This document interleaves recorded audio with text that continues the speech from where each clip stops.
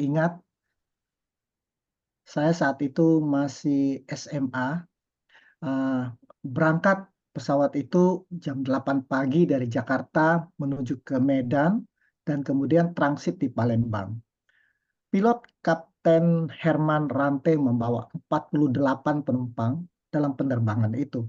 Dan pagi itu cuaca cerah dan semua penumpang menikmati penerbangan tanpa ada sedikit pun firasat apa yang akan terjadi atau apa yang akan menimpa mereka.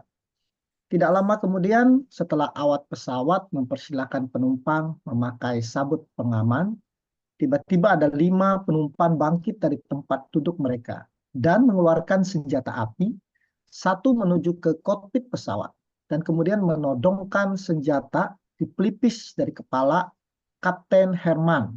Sementara yang 4 lagi berjalan di antara ganggang tempat-tempat di mana uh, orang-orang pada duduk di pesawat itu. Dan pada jam 10:10, pesawat itu telah dikuasai oleh 5 pembajak dan semuanya bersenjata api. Dan itu semua di bawah pimpinan dari Imran bin Muhammad Zain, adalah seorang anggota komando jihad. Ya. Lalu kemudian pesawat diterbangkan ke Penang, Malaysia, untuk isi bahan bakar, kemudian diperintahkan untuk terbang lagi ke Thailand di bawah ancaman daripada para teroris. Nah, para teroris komando jihad itu kemudian membacakan tuntutan mereka. Nah, ada 3 tuntutan mereka. Satu adalah agar semua anggota komando jihad itu ditahan, yang ditahan di Indonesia itu dibebaskan. Mereka meminta uang tebusan sebesar 1,5 juta US dollar. Yang ketiga, mereka meminta pesawat untuk meminta satu pesawat untuk membawa tahanan yang dibebaskan dan kemudian untuk pergi ke satu tujuan yang masih dirahasiakan. Dan jika permintaan mereka itu tidak dituruti, maka mereka mengancam akan meledakkan pesawat bersama dengan semua penumpang dengan bom yang sudah mereka pasang di dalam pesawat. Drama pembajakan pesawat Garuda DC-9 itu berlangsung selama 4 hari. Dan selama 4 hari, 48 penumpang dicekam ketakutan bahwa setiap saat pesawat bisa diledakkan oleh para teroris jika tuntutan mereka tidak dipenuhi. Mereka menangis, mereka berdoa, mereka depresi, dan mereka tidak pernah menyangka bahwa hari itu adalah hari yang terakhir di dalam hidup mereka, bahwa pesawat itu akan menjadi kuburan mereka. Yang mereka tidak tahu adalah di Indonesia saat itu sedang berlangsung satu kesibukan yang luar biasa, sebuah operasi pembebasan sandera di dalam pesawat DC-9 yang dirancang khusus dan diberi nama Operasi Wola. Mungkin saudara pernah dengar, Operasi Wola yang sangat terkenal. Nah, 35 anggota Kopassus, yaitu Komando Pasukan Khusus yang dilatih khusus untuk operasi seperti ini. Mereka langsung disiapkan, lalu melakukan pelatihan penyelamatan di sebuah pesawat DC-9 yang dipinjam dari Garuda untuk latihan. Keesokan harinya, ke-35 anggota Kopassus itu dengan mengenakan pakaian sipil meninggalkan Indonesia di dalam sebuah pesawat DC-10 yang mereka sewa. Jam 2:30 pagi, tanggal 31 Maret, para Kopassus yang bersenjata mulai mendekati pesawat secara diam-diam. Mereka membagi diri menjadi 3 tim, lalu ada yang memanjat ke pesawat, ke sayap pesawat, ada yang menunggu di pintu samping, ada yang masuk lewat pintu belakang, dan ketika kode diberikan, ke 3 tim itu menyerbu masuk ke dalam pesawat dan mulai menembaki para teroris yang lengah. Dan di dalam aksinya, seorang Kopassus bernama Ahmad Kiran tertembak oleh teroris dan meninggal.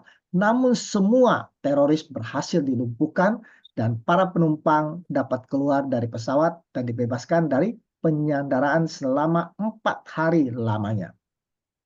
Saya tidak bisa membayangkan bagaimana perasaan para sandera yang selama 4 hari berada di dalam pesawat di dalam keadaan depresi berat, menyangka bahwa mereka akan mati sia-sia pada hari itu. Mereka tidak akan dapat bertemu lagi dengan orang-orang yang mereka kasihi, bahwa sejarah hidup mereka berakhir pada hari itu. Namun dalam sekejap mereka tiba-tiba terlepas dari ancaman kematian dan dilepaskan dari sandera teror.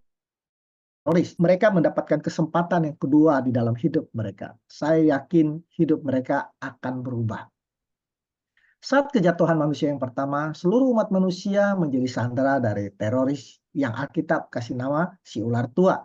Manusia berada dalam keadaan depresi, ancaman kematian, dan tidak memiliki pengharapan.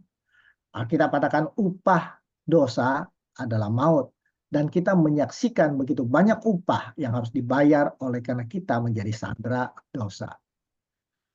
Setiap saat kita diancam oleh penyakit yang terminal, fakta prevalensi penyakit makin menakutkan. Statistik mengatakan setiap 21 orang dari 100 pria atau 18 orang dari 100 wanita akan mendapatkan kanker di usia 75 tahun. Kalau saja kita sampai kepada usia 75 tahun dan masih hidup, itulah resiko kita. Belum lagi penyakit yang lain seperti kencing manis, penyakit jantung, stroke, dan lain-lainnya. Depresi ada di mana-mana. Kita juga sering melihat bencana alam yang terjadi di dalam masa hidup kita. Gunung meletus di Manado belum lama ini, dan kemudian saya masih ingat beberapa mungkin tahun lalu saya nggak bisa pulang ke Indonesia hanya karena taifun melanda Filipina. Dan kita semua tahu bahwa kematian adalah sebuah keniscayaan bagi kita semua. Tidak peduli status sosial kita, tidak peduli bagaimana kita menjaga kesehatan kita, kita akan mengalami kematian. Kita merasa hopeless, tidak punya pengharapan. Dan semua terjadi oleh karena kita berada di bawah sandera dosa. Di tengah keputusasaan dunia, yang dunia tidak tahu adalah bahwa di sorga telah berlangsung persiapan operasi penyelamatan manusia yang tersandera oleh dosa. Sorga sedang menyusun tim penyelamat, tim Kopassus, komando pasukan Yesus untuk menyelamatkan umat manusia di bawah pimpinan Jenderal Bintang 5, yaitu Tuhan Yesus Kristus. Siapa anggotanya? Tuhan memanggil kita untuk ikut di dalam operasi penyelamatan itu. Apakah saudara sudah terima undangan untuk menjadi Kopassus Tuhan? Undangannya ada di dalam 1 Petrus 2 ayat 9. Tetapi kamulah bangsa yang terpilih, imamat yang rajani, bangsa yang kudus, umat kepunyaan Allah sendiri, supaya kamu memberitakan perbuatan-perbuatan yang besar dari Dia yang telah memanggil kamu keluar dari kegelapan kepada terangnya yang ajaib. Saudara sekalian, Kompas 3 tahun yang lalu menuliskan bahwa Presiden telah memilih 7 orang pemuda sebagai staf khususnya. Dan salah satu daripada 7 pemuda itu bernama Billy Gracia Mambrasar, seorang Advent dari Papua. Dan kita semua ikut bangga karena ada anak Tuhan yang dipilih Jokowi di dalam inner circle-nya. Tetapi apakah saudara bangga membaca ayat ini? Saudara bukan hanya dipilih oleh Presiden Jokowi, tetapi oleh Allah semesta alam untuk menjadi tim di dalam menyelamatkan penduduk bumi yang tidak memiliki pengharapan. Kita menjadi Kopassus Tuhan. Coba saudara ganti kata bangsa dengan pasukan. Maka saudara adalah pasukan yang terpilih. Saudara ada pasukan yang kudus. Pasukan kepunyaan Allah sendiri. Yang kita diberikan satu misi, yaitu memberitakan perbuatan besar Allah. Terjemahan lama dikatakan supaya kita memasyurkan kebaikan Tuhan kepada dunia. Bahwa para teroris sudah dikalahkan. Kita sudah dibebaskan dari sandera dosa. Kita sudah bisa keluar dari pesawat. Dengan kematian Yesus telah membebaskan kita dari teroris. Inilah perkabaran yang harus kita berikan kepada dunia. Keluar dari pesawat, keluar dari Babylon. Teroris sudah dikalahkan. Yesus sudah menang. Kita sudah menang. Kalau sudah setuju, katakanlah amin. Baik, saudara sekalian, kita dalam satu waktu pernah berada di dalam pesawat itu, menjadi sandera dosa, dan hidup kita berada di dalam kegelapan dosa, sampai ketika Tuhan memanggil kita. Tuhan tidak peduli apa dosa kita ketika Dia memanggil kita. Maria Magdalena pernah berada dalam pesawat. Dia adalah pelacur sebelum Tuhan memanggil dia. Dia kemudian meninggalkan profesinya dan ikut Tuhan menjadi pasukan Kristus, menjadi pasukan yang kudus, menjadi pasukan pemilik daripada Allah sendiri. Zakheus pernah berada di dalam pesawat. Dia mengakui bahwa dia adalah penipu, koruptor sebelum Tuhan memanggil dia dari bawah pohon ara, dan kemudian dia mengembalikan uang yang dia korupsi dan ikut Tuhan menjadi pasukan Kristus. Wanita di pinggir sumur punya 5 suami. Ada di antara, saya nggak tahu apakah ada di antara kita yang hadir di sini punya 5 suami. Saya yakin tidak. Wanita itu pun pernah berada di dalam pesawat sebelum Yesus memanggil dia. Dan dia bertobat dan bawa satu kotak datang kepada Yesus. Orang muda yang kaya. Dia merasa dirinya adalah orang yang baik. Bukan pelacur seperti Maria. Dan bukan penipu seperti Zakeus. Dia juga tidak punya istri yang banyak. Dan menurut hukum Tuhan, dia membayar perpuluhan. Dan tetapi dia gagal menjadi pasukan Yesus.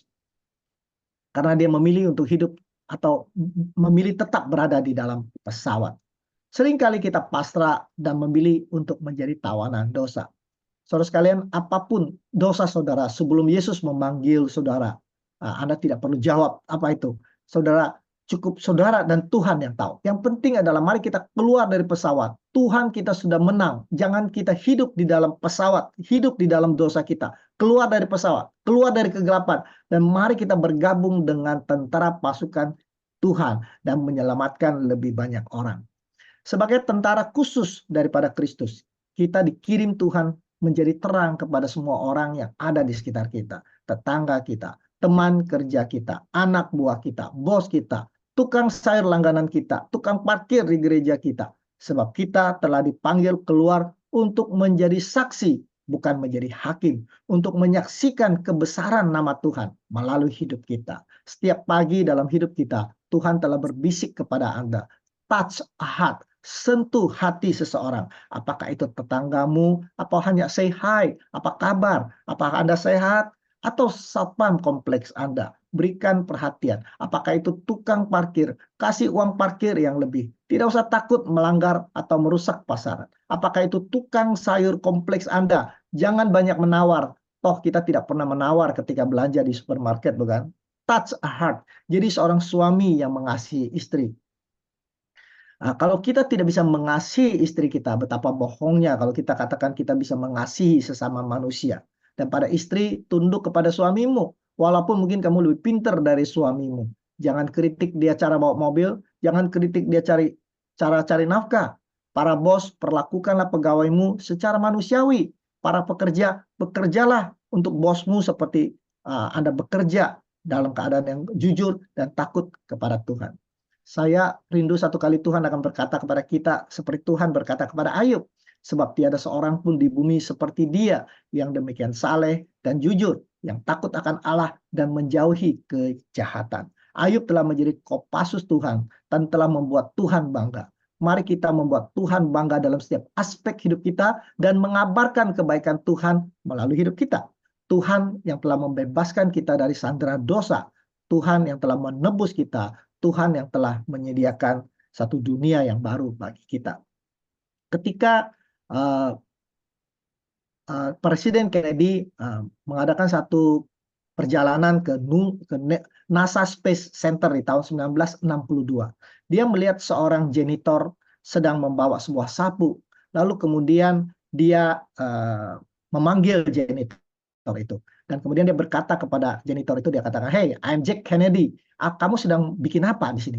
Lalu janitor itu mengatakan, "Saya sedang menolong untuk menempatkan seorang manusia, Mr. President." Dia mengatakan, walaupun dia seorang janitor, dia sedang menolong mendaratkan seorang manusia di bulan.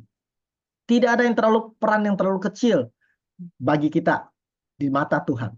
Jangan sombong karena peran Anda kelihatan besar. Di mata Tuhan, pengkhotbah dan yang cuci piring setelah potluck sama perannya. Kalau bakat Anda menyanyi, Tuhan bisa pakai. Menyanyilah untuk mengangkat hati yang mendengar. Kalau bakat kita dalam berdoa, berdoalah untuk jiwa-jiwa yang haus kebenaran. Kalau bakat Anda hanya tersenyum, Tuhan bisa pakai. Tersenyumlah untuk tamu-tamu yang hadir. Kalau bakat kita adalah membuat keributan, itu pun bisa dipakai. Tetapi hanya setan yang bisa pakai. Siapapun kita, apapun pekerjaan kita, apapun jabatan kita di gereja, Anda sedang menolong mendaratkan seorang manusia di dunia baru yang Tuhan sediakan. Tuhan memberkati. Amin. Amin. Amin.